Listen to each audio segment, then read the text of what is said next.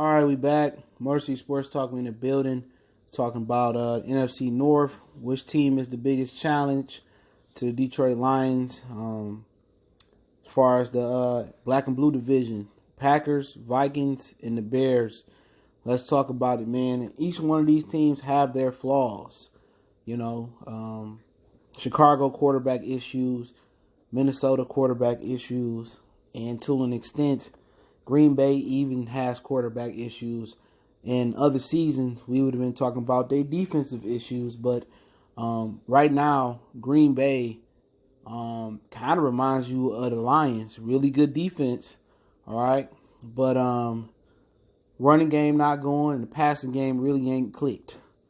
You know what I'm saying? Everybody is saying Aaron Rodgers. When we start with Green Bay, everybody's saying, oh, what Aaron Rodgers is capable of, but he ain't been that guy for a few seasons.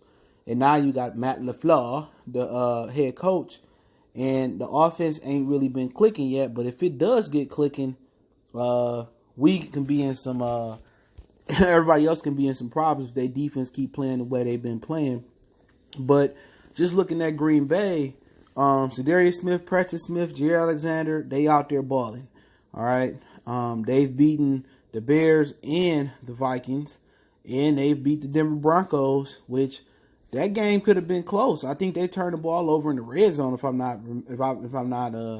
remember correctly about Denver, that game could have been close. But Green Bay just, they don't have the talent they usually have offensively. All right, when you talk about Jimmy Graham not producing since he left New Orleans, they were saying it was maybe Russell Wilson's fault. Now Aaron Rodgers, who's historically done well, Jermichael Finley, Martellus Bennett, and other tight ends, it ain't just been working there. Mercedes Lewis, think he's still over there. He ain't going to run by nobody. He like the black Jason Witten. All right, you looking at some of the other younger receivers out there. Devontae half healthy. Green Bay got some real concerns offensively. They don't have the talent, and also they could be dominated up front. Chicago showed that, but hey, Chicago is the creme de la creme of defenses, though. Anybody look back there. But Green Bay, just they playing tonight, and they about to play right now, 15 minutes before I do this video. They just don't scare me. Offensively, it may click at some point. Obviously, they'll be at the quarter mark after tonight they play Philly, but it's something about Green Bay. They offensively, they don't scare me, but defensively, they're really good defense, but they got their woes. When you look at Minnesota, they go as the defense goes, as usual. Harrison Smith, Xavier Rhodes, Anthony Barr, Kendricks, Daniil Hunter. They got a good defense. The defense isn't the creme de la creme, but it's a tier right below Chicago. But offensively, it goes as Dalvin Cook go. They got quarterback issues. Kirk Cousins is a bus driver who don't make the big plays. All right, people call Dakota Prescott a bus driver, but he can make the big plays with his arm and with his foot. His arm and his legs.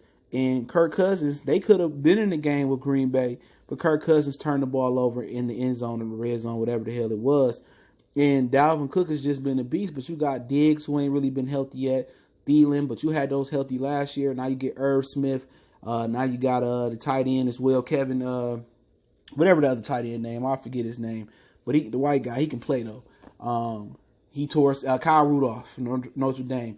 He tore us up, but Kirk Cousins, they gave him all that money. He's just not that guy. And really, pretty much, they got to find a way to get the ball in their playmakers' hands with with less risk. So that's Dalvin Cook. That's Thielen on plays that's comfortable for Kirk Cousins to make.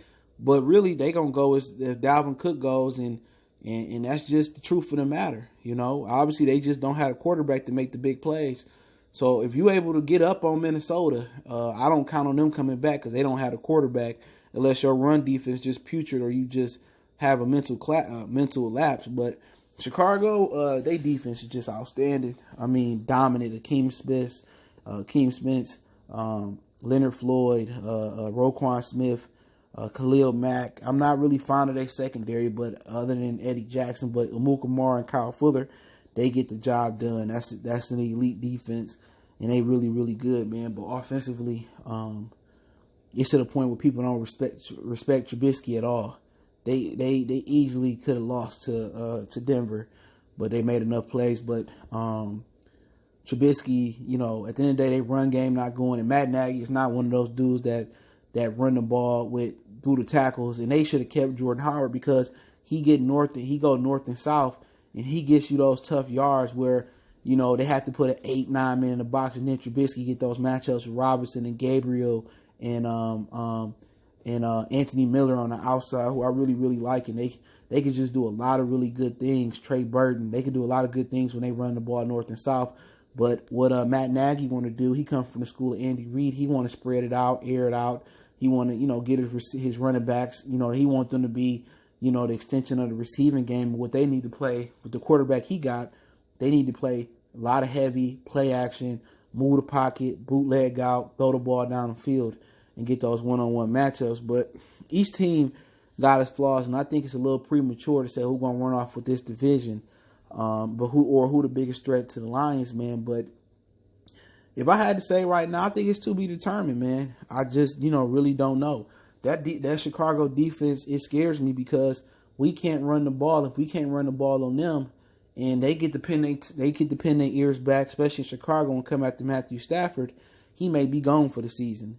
Same thing with Minnesota. Historically, off the edge, Daniil Hunter and Anthony Barr, they give us problems off the edge. Now you add Za'Darius Smith, Preston Smith, they give us problems as well, too, historically. Well, recent history, we've been whooping on the Packers, but each one of these teams' defenses present a problem for us, but our defense presents a problem for them as well.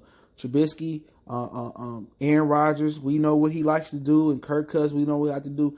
A lot of these teams, just like the ESPN Power Index predicted, these teams are really, really even right now, and I believe the offensive progression of each of Detroit Lions and the Green Bay Packers, or if they can salvage something of Kirk Cousins and Trubisky, but the offensive progression in the run game and this, Stafford getting comfortable with Bevel, Aaron Rodgers getting comfortable with Matt LaFleur, I think that's what's going to win this division.